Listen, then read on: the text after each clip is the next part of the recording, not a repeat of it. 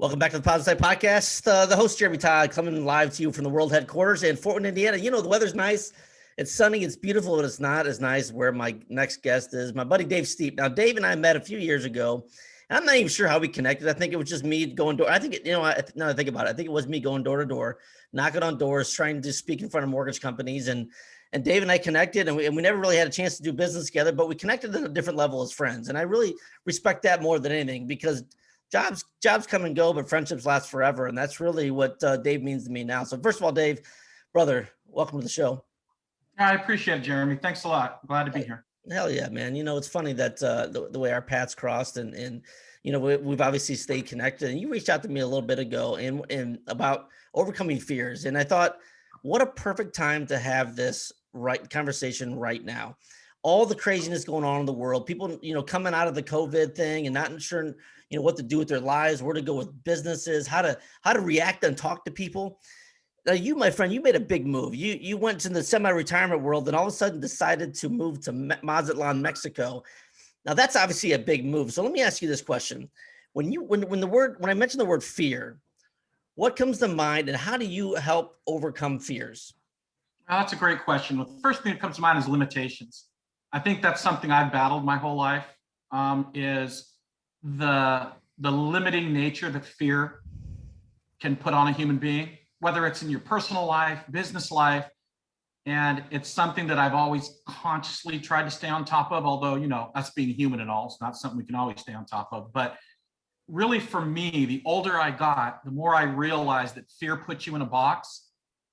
And being able to conquer fear and realize what is truly to be feared and what is simply fear because it's uncomfortable are two wholly different things.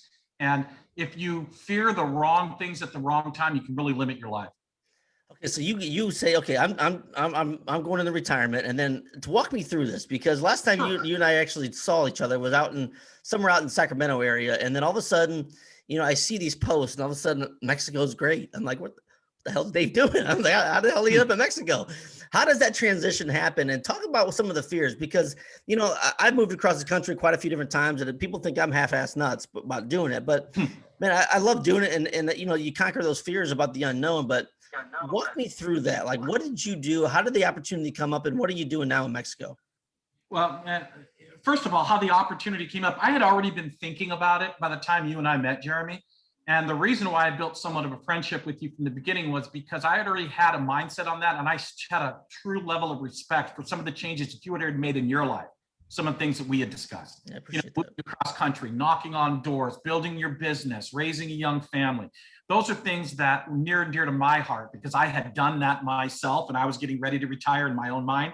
I was probably 12, 18 months away by the time you and I met. So the decision for me was more about retiring young was something that I had never considered. Young, you know, in comparative to where most age, you know, people retire. I was 55. And I knew that there are sacrifices to make if I wanted to retire at a certain age based on lifestyle. And I had to balance lifestyle and what I considered important as comparative to what was, what I had considered important in my 30s was diametrically opposed to what I considered important in my 50s. And I had to come to terms with that. And so that transition for myself and my wife is, I'll put it as easy as I can, Jeremy. When I was 16 years old, I sat down. I came from a very turbulent family, 7 brothers and sisters. And I sat down when I was 16 and I said to myself, okay, this is what I want out of life. I want a big house. I want to own my own business. I want a beautiful wife, and I want one child. Hopefully it'll be a son.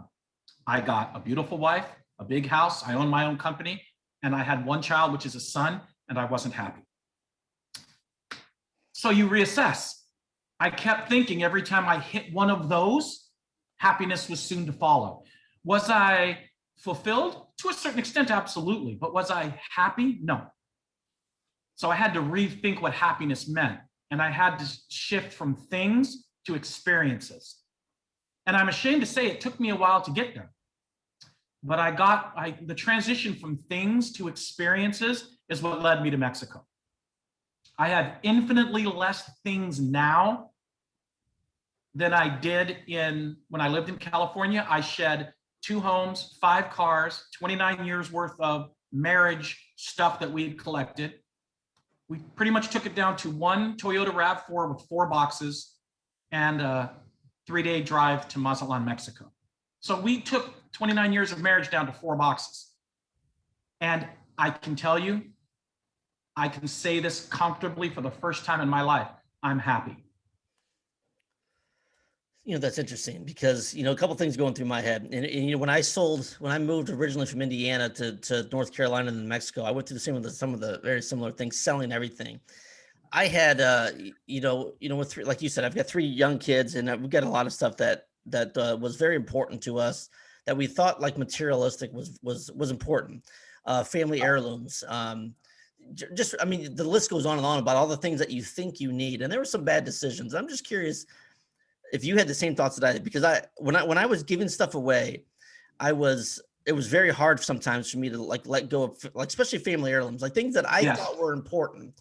But now I look back and I can't remember what the hell I gave away. Exactly. It's crazy that way. And I will tell you this, Jeremy, you're absolutely right. I learned a valuable lesson at the beginning of the process, which really helped me. And it was an inadvertent lesson I learned from my son.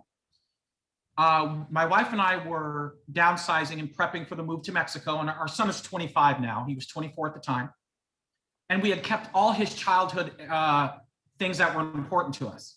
And I boxed them all up in the garage. And I said, okay, Evan, we're leaving for Mexico soon. Here's all your stuff. And he looked at it and he said, what do I want this for? And I said, well, these are all, your basketball, trophies and your perfect attendance things from your school and your very first whatever. And he was like, Dad, throw it away. It might be important to you. It's not important to me. And I learned a lesson. Everything's perception. And I'm the same way as you, Jeremy. I look back now to a year and a half later, and I don't remember most of the things that I tossed that nearly brought tears to my eyes when I tossed them.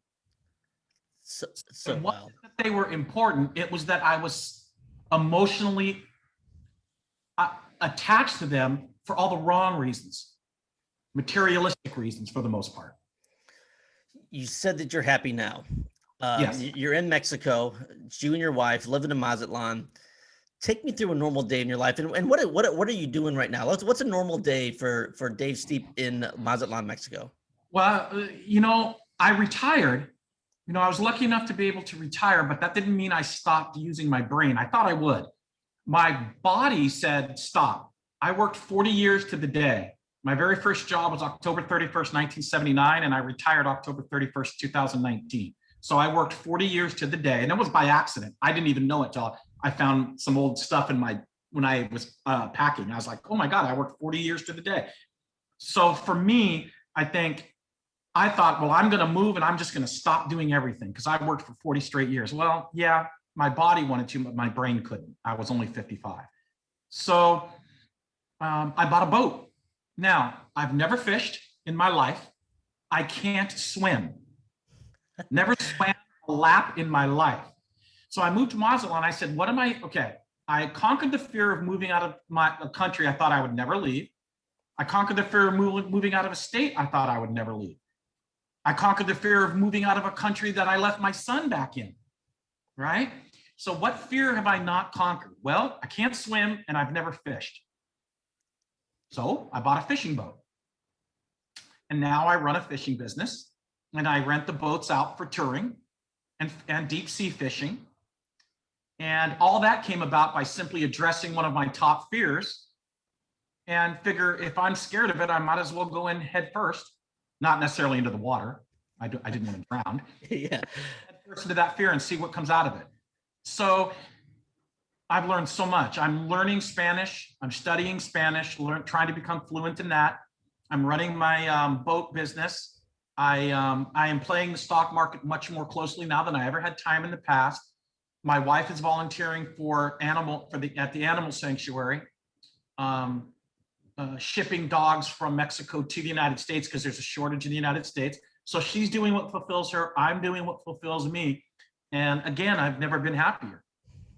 Well, there's just a different gloating, and I'm just so proud of you for doing all this stuff because I just think most people can't do what you're doing. They can't just give it all up and take off, especially, when you're getting closer to retirement. Now, when I'm doing that at 20 or 30 or 40, whenever I can do it, it's a completely different ball game. What would you tell somebody I'm 42 right now. I want to retire. Let's say I want to retire at 55. What do I need Right. to do between now and then to retire early? Here's what I did. Okay. Something that most of us at that age are fearful of. Okay. Because we don't think we have the right to do what I'm about to say, or that we're embarrassed by it. But I'll tell you what I did. When I had next to nothing, I hired a financial planner. Now that sounds like, well, what do I need a financial planner if I'm barely paying the bills or I'm getting by? You do. And here's what my financial planner did for me. He said, you're going to put this certain amount of money away. And when you call me to use it, I'm going to hang up on you. And that's exactly what he did. About 3 years into the plan, I had an issue with my son going to, he went to a college down in Los Angeles. And I called my financial planner and I said, hey, I'd like to pull some money. And he hung up. And I figured out another way. And one day he called me and said, hey, you hit your number. My wife and I didn't even think about it. We just, you put the money away and you go on with your life. And, and he said, hey, you hit your number. And I said, oh, great. He said, you hit your plan number. And I said, oh, wonderful. And I just started thinking about Mexico at the time. I said, how long could I survive on this money in the United States if I retired? And he said, at your current lifestyle, about 9 years. I said, okay, how long could I, based on living in Mazatlan with this budget I've been researching for 2 years? He ran the numbers and said, you can live on that for 42 years. Okay. Let's see in Mexico. Well, 9 years, 42, right? And you maintain the same lifestyle. Again, you're giving things up. Right? You're moving to a different country, but those things were already on my plate. I wanted a new culture. I wanted a new language. I love Mexico. I was bored. I knew everything there was to know about California. Right? I had reached the pinnacle of the things that I could have reached in California, and I was too comfortable. So I needed to change for me. And when you say, Jeremy, that some people, a lot of people can't make these decisions, I would challenge you to say that a lot of people can and choose not to. And I have friends right now that I talk to that are like, gee, Dave, I have this much money in the bank and I got to get more if I ever would think about doing what you did. And they have 3 times as much money as I have. I don't tell them that. Yeah. They say, I have this much money and, if I could just double this amount, maybe I could do what you did. And I'm thinking to myself, well, you already have twice as much as I do. So it's not that you can't do it. It's that you choose not to because the fears outweigh the perceived benefit of the lifestyle. Does that make sense? No, it completely makes sense. And the only question I kept thinking to myself was what's stopping them? What would you tell someone like abject fear, Jeremy? Just fear. Abject fear. Right? You're crossing a border and it's completely understandable. New healthcare system, the fear of crime, where would I live? How do I access money? All those are legitimate concerns, not fears, legitimate concerns. But when you do your research, I did 2 years of research.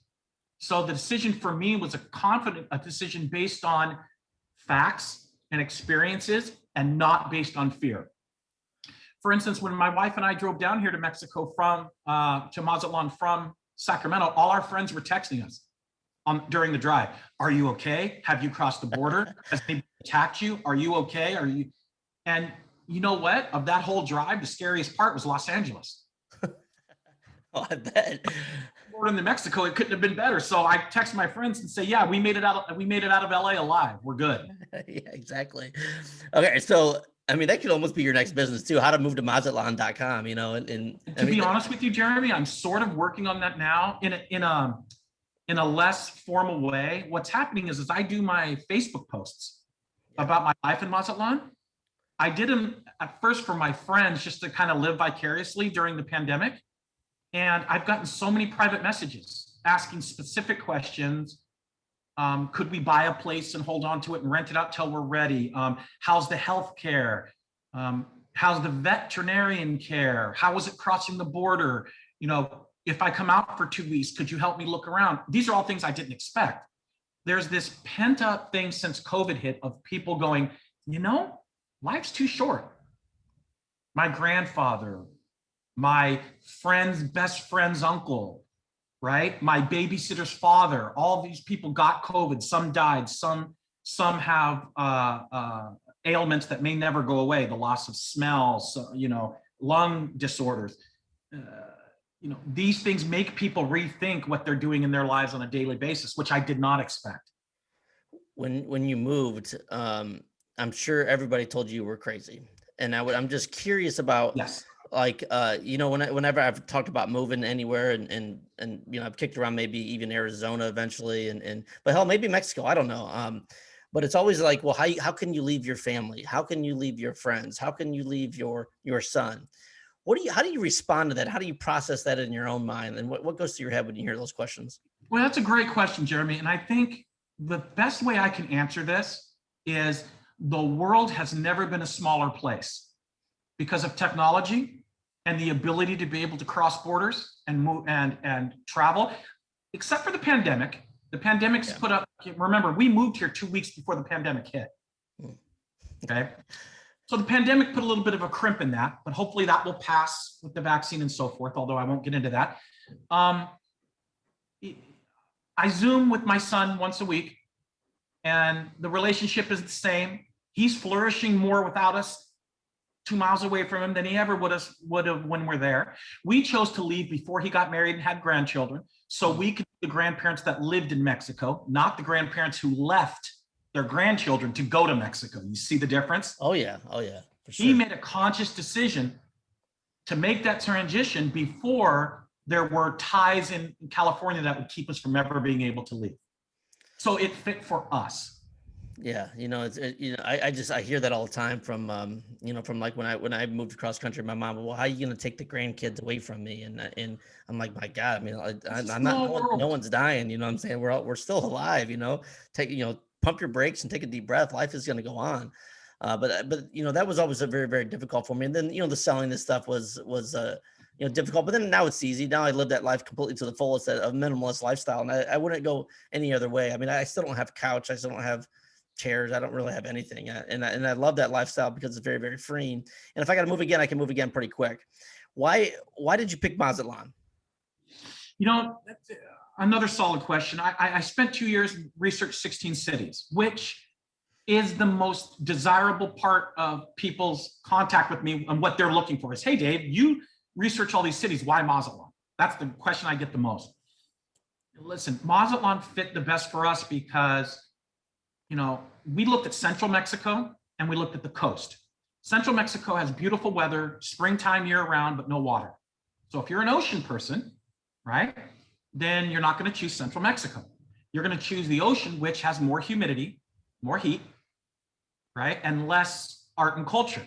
Mazatlan was the only town, first of all, it's on the West Coast. So it's an 1.5-hour flight back to my son. Right? Didn't go to Cancun because that's on the East Coast. So we knew we were going to stay on the West Coast. You have Mazatlan, Puerto Vallarta, Acapulco, Manzanilla. We chose Mazatlan because it has a centro, a vibrant art community, and a centro with beautiful upscale restaurants and theater and art. And none of the other beach towns had that. Most of the beach towns are beach towns with tourists as the focus. Mazatlan is a city of 400,000 locals, and tourism is third on the list. You have fishing, import, export, then tourism. In Puerto Vallarta, Acapulco, Manzanilla, tourism's number one.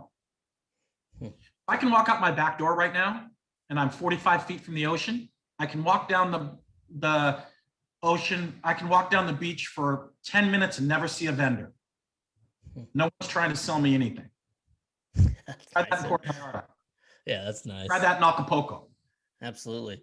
What is your what was the conversation with your wife? And obviously, was she all in from day one, or was this more of Great your question. plan, or is this is, hey, honey, we're moving to Mexico, and she's like, hell no, we're not, or is she like, hey, I'm moving to Mexico, and then you're hell no, you're not.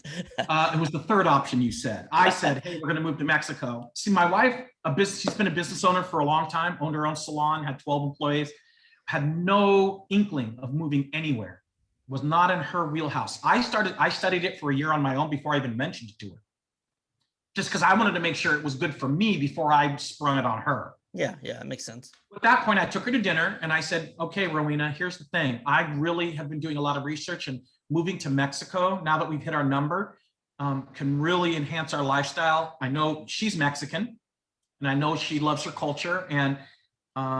And she looked at me and said, yeah, we're not going anywhere, Dave. And, we're not moving to Mexico. What are you talking about? And the mistake I made, Jeremy, is I didn't give her room to come to the decision on her own. And she said, listen, I'll go to Mexico because we've been married for 29 years, but you're going to drag me there. And would you rather drag your wife to Mexico or have your wife come as an equal team member, excited as, and I said, oh, God, good point. Good point. So she said, here's what we're going to do. You're not going to bring it up for 3 months. And I'm going to sit with the decision for 3 months, and I'm going to research it on my own. And then in 3 months, we'll talk about it again. And I said, fair enough. And I would see her go into the room and she'd be looking at YouTube videos, and I'd keep my distance. And then about 2.5 months later, she said, okay, I'm in. It's my decision and I'm excited. I want to move to Mexico. And she was absolutely right. Yeah, that is so cool. I made the miscalculation of saying, I'm going to go to Mexico. You're coming with me. Yeah.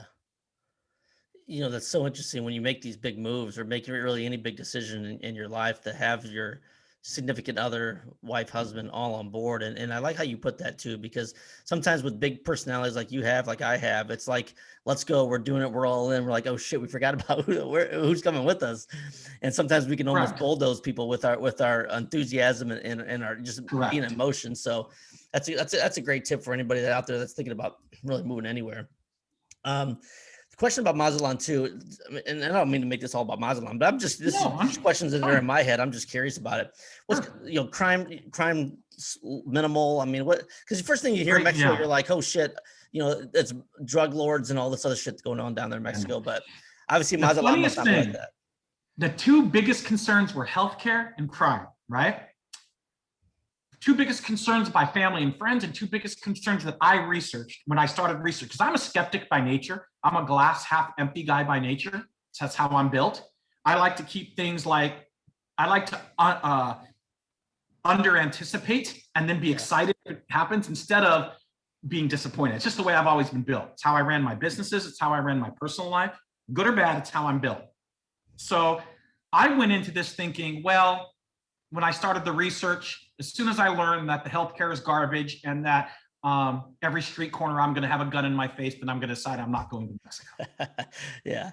But when I removed the fear, I took off the fear glasses and did my research. What I learned was that in Mexico, in Mazatlan, for instance, the crime rate in Mazatlan is about 2 ticks lower than Sacramento.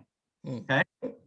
However, if you remove the cartel on cartel crime in the mountains, that number drops to a small town.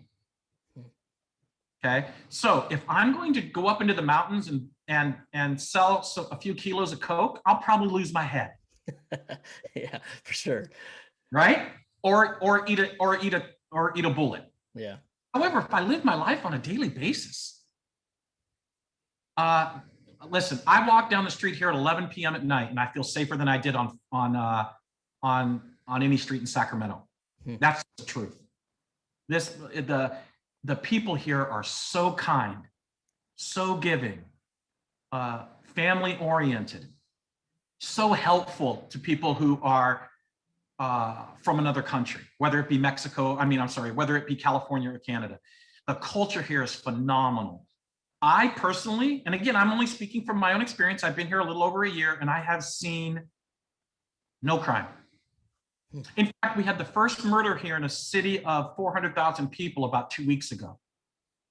Crazy. Now think about that for a minute. I've been here a year, and the first time we read about a murder here near us was 2 weeks ago, and it was cartel on cartel crime.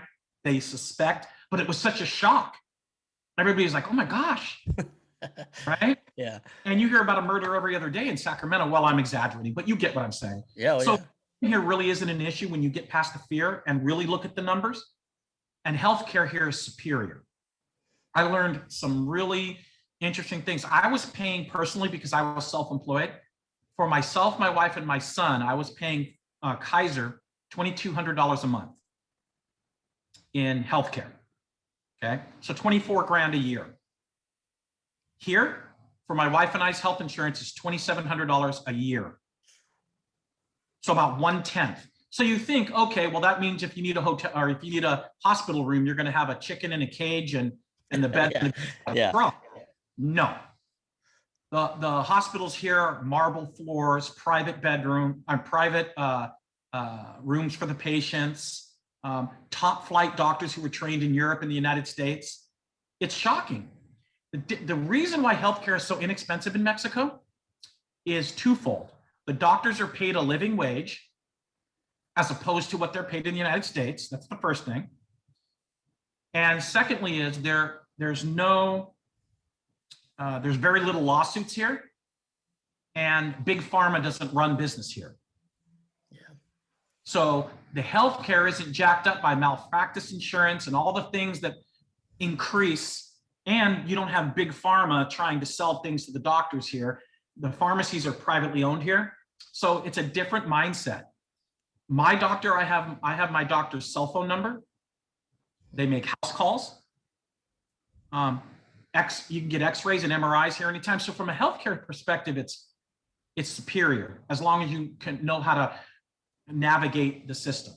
So those two fears were my big issues about moving to Mexico in general, not just Mazatlan.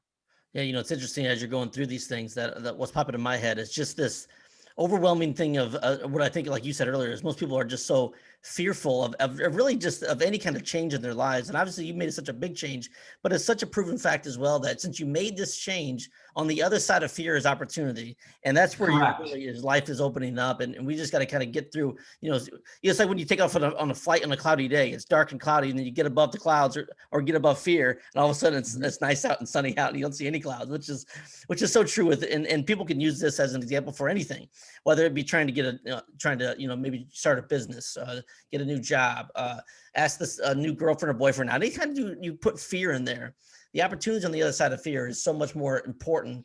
And that's really where life is on the other side of fear. So yeah. Fear is a box we put ourselves in. It's a human condition. Yeah, no, I believe you 100%. Once again, everybody, we're talking to my buddy Dave Steep, who is living large down in Mazatlan, Mexico. Brother Dave, I ask everybody these questions on my podcast, and they're so important. There's 7 questions I learned from a book from John Maxwell. Good leaders ask great questions, and I'm going to fire them at you, my friend. Are you ready? Fire away. Question number 1, my friend, for Dave Steep is, Dave, what is the greatest lesson you've ever learned? The greatest lesson I've ever learned. The greatest lesson I ever learned was be kind when it's not expected. That has served me more in my life, both business and personal, is be kind when you're not expected to be kind. When I'm in a room with people and I have the ability to take advantage of somebody and I choose not to, that was more powerful in my life than anything else I learned. So be kind when you don't have to. I've never heard that before. I've heard this say, but I've asked that question hundreds of times on my show. I've never had that answer. But man, that's what I try and do. I try so hard to do that when everybody's being an asshole or maybe, like you said, there's an opportunity you can go for the throat or take advantage of somebody. I just don't. I think that's one of the most powerful things that I've heard in a long time on the show, because man, that opportunity comes up day after day after day after day. And I only say it because it served me in my life so well, Jeremy. Yeah, absolutely. Absolutely. Question number 2 is what are you learning now? What am I learning now? Yeah. You know what I'm learning now? I'm learning the difference between living and existing. There's an abject difference between living and existing. And I'm learning how to live because I spent so much time existing that I tend to find myself falling back into that trap, right? And so what I'm learning is how to live on a daily basis, not exist. Yeah, that's so powerful too, bro. There's so many people that just go through the motions every day. I Just fell live. into that trap. Yeah, we all do. Yeah, and then some of the, I'm not trying to say this is a bad thing, but I've tried to actually exist in my life and not just or excuse me, live my life and not just exist in my life. And sometimes Yeah. when people see that, it's almost like a sign. They think it's a sign of weakness, yet it's a sign of strength. And I think what happens when people do that and they try it, sometimes you get outside sources, whether it be family members or friends, and telling you that you're crazy or you shouldn't be doing that or why you doing it. And that beats down the human soul that is inside of you to actually live life. And that's what's so brilliant about you. What you're doing is because you're a beacon for other people out there that maybe have been wanting to do something in their lives and maybe wanting to take a chance. Yet everyone tells them that's the wrong thing to do because you're not going to succeed. And I always use this analogy, or it's probably a bad analogy, but when you're trying to rise up your level of life, there's all these people trying to pull you back down to their level because they don't want to let you go. And sometimes it's fear for them because they actually care about you, but sometimes it's their own internal fears that they can't do what you're doing. And eventually what happens is when you get further enough up that ladder where they can't pull you back down, all of a sudden they let you go and they go into the next person. And then they try and pull that person down because they can't get out of their own comfort zone. And that's why I think it's so important to have you on the show and talk about these things and what you're doing, because it's just like I just mentioned, it's just such a beacon for other people to take those chances in life and actually go for those goals and dreams. And who gives a shit what anybody else thinks? As long as you, like you said, you're happiest you've ever been in your life, as long as you're happy with your life and living life, not existing life, man, who can tell you? I mean, that's the way, that's why you're here on this planet. I Great. just, To again, I just think live. it's so And brilliant. it's so funny that you said that, Jeremy, because that is my mantra, what you just said. And I've taught it to my son. There's two, in my business life especially, there's two linear types of human beings on this earth. If you want to break it down as general as possible, there's one type which, if they feel that you're above them for some reason in knowledge and whatever it is for a certain aspect of life, they're going to do one of two things. They're either going to bring you down to their level, or they're going to figure out a way to rise to yours.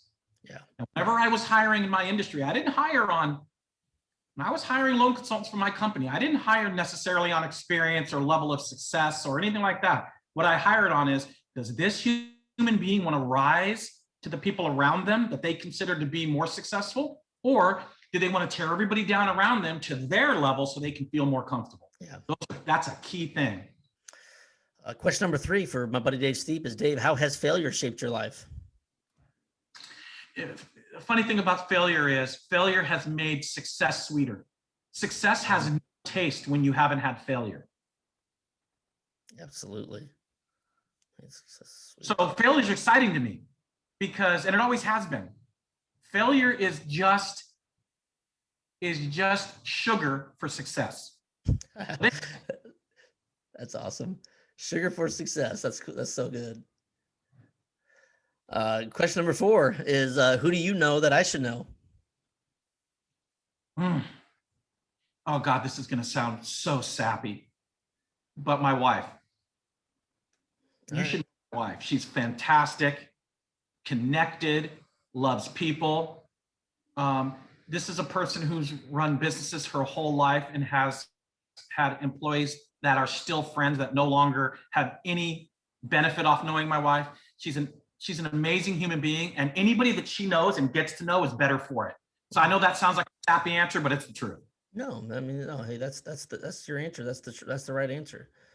She must be an amazing woman. And I'm gonna try and plan a trip down to Mazatlan here in the next year. That'll be my next trip, because I've been thinking about flying. I went to Ireland last year as my overseas flight. I want to go to another country this year, but Mazatlan might be the best opportunity for me. I come out and hang out with my buddy Dave and his wife. And You come out here. My business partner, who I'm in the boat business with, yeah.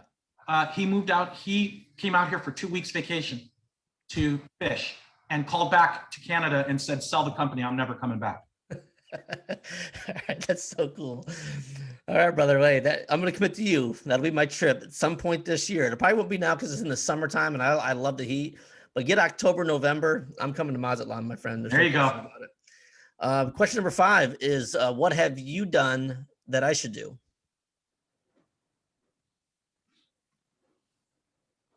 I think the reason why I connected with you is you're probably doing all the things that I do or have done. But I will give you one thing. And listen, this is mostly for maybe anybody who's listening or will be listening, because I think you're already doing it.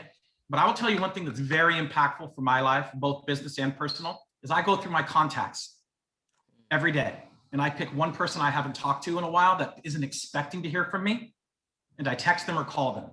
People that I tend to focus on, people that I get no benefit financially or personally from reaching out to, and vice versa. Somebody who doesn't expect to hear from me, somebody I was really close to 5 years ago in business, but there's no connection now, I will reach out to them and say, how are you? That for me, anybody who isn't doing that should be. Roll through your contacts, find somebody who you once were much closer to than you are today, and make that connection.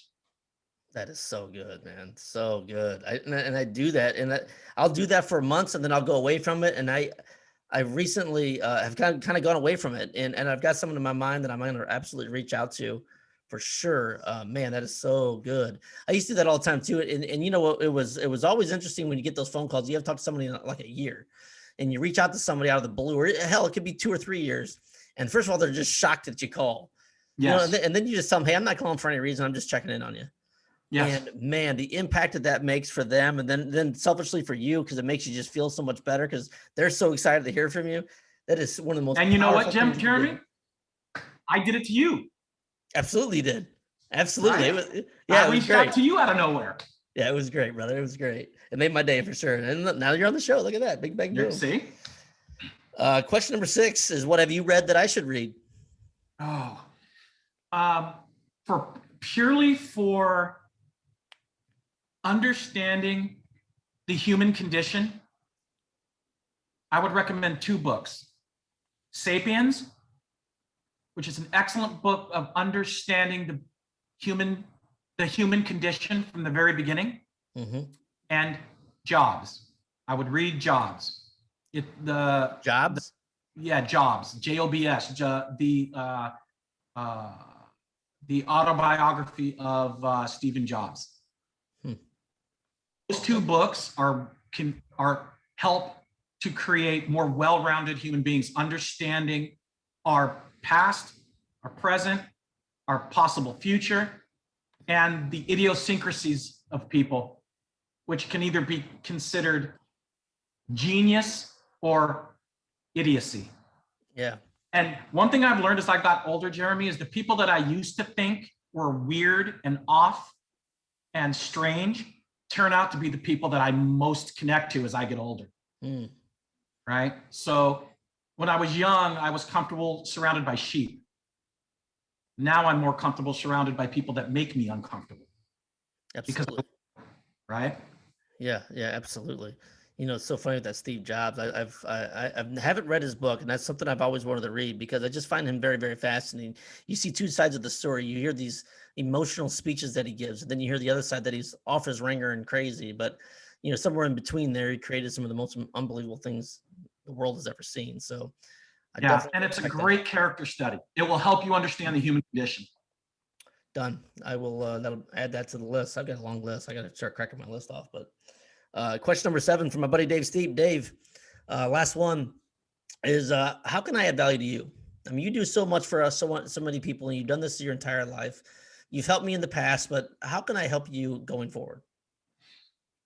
You know, God, again, I'm going to try desperately not to sound sappy, but you already do, because in this world, there's less and less lights. They just don't shine as brightly as they used to, and you're a light. right? So when I stumble onto the podcast, or I'm seeing a Facebook post, or I'm seeing something positive, that already helps me. It really does. I think staying connected, because I feed off people with your personality, your thought process, it makes me a better person, right? There's this belief that because I may be older than you, that I know more. No, not true whatsoever, right? So for me, staying connected is the thing that you can do best. And anytime you come across anybody who may be struggling with a decision that has to do with fear, you feel free to steer them my way. I live that life, and I have a sensitivity to it. Yeah. And I've been able to steer many people around the block of fear. And there's nothing I enjoy more. I'll 100% do that, my friend. And like I said, from the first day we met, I knew we were going to be good friends for forever. And it was just, you meet those people in your life that make an impact. You made an impact on me the first, very, very, very first time I saw you. It was just, I just knew it right away. It was awesome. And so I appreciate you reaching out to me, and I will do the next. I will reach out to you next time before you reach out to me. How about that? Well, regardless, my friend, I'm going to try and make it down the Mazatlan because you come on down. We'll take a nice ride on the boat. I will. Water. Yeah, 100%. I'm not the best swimmer. I always tell people when it comes to swimming, I can save me, I can't save you. So don't jump off the boat without your life jacket. I can't save you, but I can barely save myself. I can figure that out. Dave, tell everybody where they can find you at, and if they need information about, overcoming those fears, or possibly even moving the Mazatlan, or making any kind of move. Where can they find you at? Well, you know what? I don't think many people there have WhatsApp. So you know what? You can email me at dsteep@sofunding.net, and I'll respond to emails, and then we can connect in a more intimate way. If you guys want to talk about anything that has to do with moving out of country, moving to Mazatlan specifically, understanding Mexico, the different areas, whether it be for a trip or for a long-term stay or for good, I can be of help. I love to help people, so I have no problem with that. God knows I have the time now. Yeah. So yeah, you can email me there, and that would start the contact process. Dave, you're the best. I appreciate you jumping on the show. And for everybody listening all the way around the world, make sure you reach out to Dave. If you got questions about, I think the biggest thing with my buddy Dave is just, he'll help you out any way he can. But when he mentioned just a minute ago about the fear thing, I think that's so real. And obviously I'm 42, but I think there's a bigger, my personal opinion, I think there's a bigger amount of fear with people getting into the retirement age than there is people at my age, because I feel like, hey, I've got more time. I could make a mistake. But the older you get, the harder it is. And this is where you really need to take advantage of reaching out to Dave and asking these questions, and be vulnerable too. That's one thing I've always respected about Dave, is that his vulnerability and authenticity. So if you have questions, reach out to him. If you can't get a hold, if you can't figure out how to get a hold of him, always reach out to me. You can always reach out to me at jeremy@jeremytodd.com. Check out the positivesidepodcast.com. Leave those reviews of the show. Share this episode with people that that could really use it or benefit from it. Also, run over to Amazon and get that book. Get the book. I know that's changing lives. I've actually sold quite a few in the last couple of weeks. I'm not sure why. If maybe it's starting to catch fire. So I appreciate everybody buying the Positive Side book. But mad love for everybody out there. I say it at the end of every single show, you've got greatness within. Like always, this is the Positive Side.